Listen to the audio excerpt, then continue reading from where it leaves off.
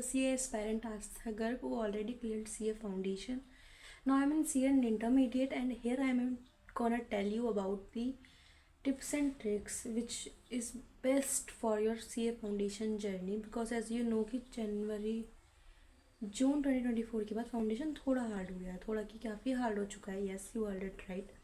सो क्या स्ट्रेटजीज़ मैं आपको सजेस्ट करूँगी, क्या मैंने खुद फॉलो की थी जिससे आपको फ़ायदा मिले एंड आपको रिग्रेट ना हो, तो आप इस वीडियो को एंड तक देखिएगा. Let's begin without wasting your time.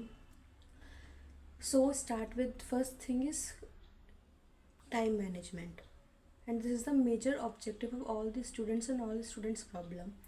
So firstly I just want to suggest you ki focus on every subject contain its own values. One mistakes I made is ki I really like logical reasoning part and some ratio proportions like part in quantitative aptitude, so I practicing because it's is giving me confidence in that all things. So I less focus on statics, so don't mistake these things. Every portion is important. Yes, you can leave some chapters like differentiation, integration, because it contains very less marks, in like around 3 to 4 marks, and it's not worth it to give that much marks until you want 100 marks in quantitative aptitude. Yes, you heard it right. So basically I'm just telling you कि हर subject को equal time दीजिए, just because कि every subject की अपनी एक value है, वो आपको पास एग्रीगेट कराएगी. आई जस्ट वॉन्ट टू से कि किसी भी सब्जेक्ट को कम नहीं समझना, हर सब्जेक्ट को टाइम देना, बिकॉज लॉ एक थ्योरी सब्जेक्ट है, तो उसमें आपको पढ़ने के लिए ज़्यादा टाइम देना पड़ेगा, रिवीजन जल्दी जल्दी करने पड़ेंगे. सो ये सब चीज़ें हैं. सो गाइज, अगर मैं नेक्स्ट टॉपिक पे आती हूँ, तो नेक्स्ट टॉपिक अगर मैं अकाउंट्स की बात करती हूँ आपसे, पर्टिकुलर सब्जेक्ट से बात करते हैं. अकाउंट्स एक सब्जेक्टिव एग्जाम है, येस आपको पता ही होगा, और वो बेसिकली 80% हमारा 12th का 11th का कवरेज रखता है. सो आपको उसमें बेसिकली अपने कॉन्सेप्ट क्लियर करने, concept is a must thing.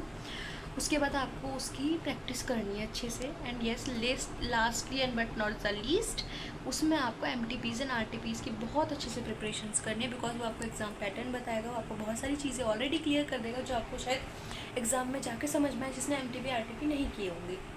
सो आप वो चीज़ें ज़रूर कीजिएगा.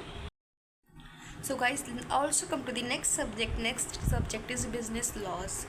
बिजनेस लॉज में ऐसे आपको पता होगा बहुत कुछ ज़्यादा चैप्टर्स नहीं है, but Indian contract act is the major portion of the business law, जो हमारा 30-40% मार्क्स भी कैरी करता है, शायद से मेरे टाइम पे करता था. सो इतना ही कैरी करता होगा, अब भी ज़्यादा कुछ चेंजेस नहीं आए हैं उसके बाद. सो आप उसको अच्छे से पढ़िएगा, ICI मॉड्यूल को उसमें अच्छे से पढ़ना है, कीवर्ड्स को बिल्कुल भी नहीं छोड़ना है, और उनके कीवर्ड्स को याद करने के साथ साथ आप साथ में राइटिंग प्रैक्टिस भी कीजिएगा, because without writing practice I don't think so कि आप एग्ज़ाम में लिख पाएंगे आंसर्स. बिकॉज कुछ बच्चों की इंग्लिश अच्छी होती है तो वो शायद लिख दें, बट उससे बेटर अगर आप राइटिंग प्रैक्टिस करेंगे तो शायद आपके आंसर लिखने की कैपेसिटी एंड आंसर प्रेजेंटेशन बहुत नेक्स्ट लेवल हो जाए. और जिनकी इंग्लिश थोड़ी वीक है उनके लिए तो writing practice is the only and only way to clear the business laws exam. And yes, अगर मैं आपसे MTP RT की बात करूँ तो वो आपको हर सब्जेक्ट में करनी चाहिए, क्योंकि उससे ही आपको पेपर पैटर्न समझ में आता है, उस सबकी प्रैक्टिस होती है. और अगर आप उसको एग्ज़ाम फॉर्मेट में देते हैं तो आपके लिए बहुत अच्छी चीज़ हो जाती है, बिकॉज आपको एक समझ में आता है कि एग्ज़ाम किस लेवल का होगा, कैसे उसको हमें समझना है, तो वो चीज़ आपके लिए बहुत बहुत बहुत हेल्पफुल है guys. Now let's come to the MCQ portion, यानी ऑब्जेक्टिव टाइप एग्जाम्स. वो होता है हमारा मैथ्स एंड इकोनॉमिक्स.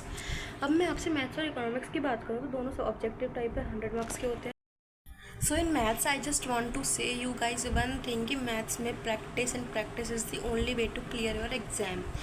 मैथ्स में मैं आपको सजेस्ट करूँ लॉजिकल रीजनिंग, इसका इस लेवल का होता है कि हर बच्चा समझ सकता है, तो आप उसको बिल्कुल मिस करना मत करना. वो 20 मार्क्स की आती है ऑफकोर्स, तो बहुत अच्छा कवरेज, और अगर आप अच्छे से पढ़ेंगे तो आप 15+ तो आराम से ही स्कोर कर सकते हैं.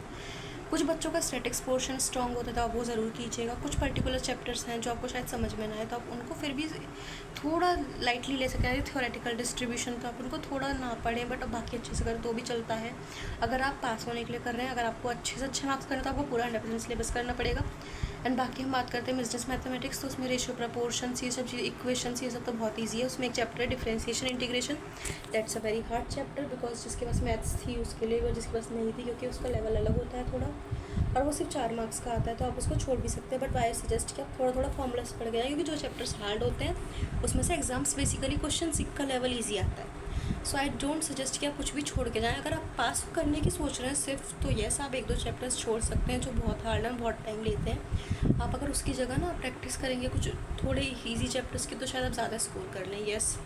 एंड अगर हम इकोनॉमिक्स पे आते हैं, इकोनॉमिक्स में आई जस्ट सजेस्ट कि economics is not a hard subject. Firstly MCQ based exam है, नेगेटिव मार्किंग है ऑफ कोर्स, बट यस साथ में इकोनॉमिक्स इज स्कोरिंग सब्जेक्ट जो आपके एग्रीगेट बनाने में मदद करेगा।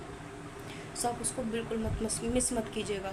इंटरनेशनल ट्रेड्स, बहुत सारे ऐसे चैप्टर्स हैं जो 10 मार्क्स के आते हैं, तो आप उनको अच्छे से करेंगे तो आपके लिए बहुत सारी चीज़ें आसान होंगी, आपका एग्रीगेट अच्छा बनेगा, बहुत हेल्प मिलेगी आपको। उन सबको बिल्कुल स्किप नहीं करना है, हर चैप्टर पढ़ के जाना है, हर चैप्टर की डेप्थ में जो जो टीचर्स बोलते हैं कि इंपॉर्टेंट है वो सब पढ़ना है, तो आप एक बार में फाउंडेशन क्लियर कर सकते हैं। और जैसा अगर कोई बच्चा ये वीडियो देख रहा है, मेरे साथ का देख रहा है बच्चा, क्या I am just your age, MSc inter aspirant, तो उसके लिए आई जस्ट वांट टू से कि so guys yes I am saying कि अगर किसी का फर्स्ट अटैम्प्ट में निकल गया तो फर्स्ट ऑफ ऑल कॉन्ग्रेचुलेशन, या किसी का फर्स्ट अटैम्प्ट है तो I just want to say first attempt is the golden attempt. So आप उसको अच्छे से मेहनत कीजिएगा। येस कोई अगर सेकेंड अटैम्प्ट या थर्ड अटैम्प्ट भी है सो नो प्रॉब्लम।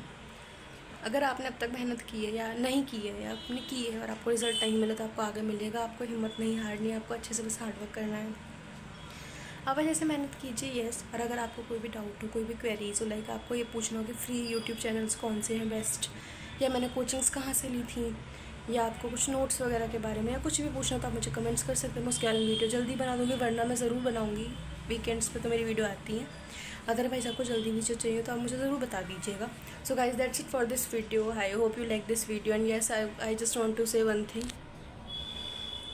मैं आज पूरे दिन ट्रैवल करके आई हूँ। मैंने 8 से 10 घंटे ट्रैवल किया है और मुझे कल वीडियो अपलोड करनी थी। आज संडे है, आज सैटरडे है, आज है 26 जुलाई। 27 जुलाई को 9:30 में अपलोड कर देती तो मुझे बिल्कुल टाइम नहीं मिला था। जस्ट लाइक कि बस मैं बैठ गई हूँ, बोलने लगी हूँ जो मेरे पास आइडियाज़ थे। सो इस वीडियो में ज़्यादा आपको क्वालिटी नहीं मिलेगी, ज़्यादा कुछ नहीं मिलेगा। So I am sorry for that. तो अंटिल लेस bye guys, like share and subscribe to my channel. मिलते हैं आपसे नेक्स्ट वीक लॉन्ग वीडियो में, अदरवाइज शॉर्ट वीडियोस आती रहेंगी। लाइक मेरे चैनल को सब्सक्राइब करना मत भूलना।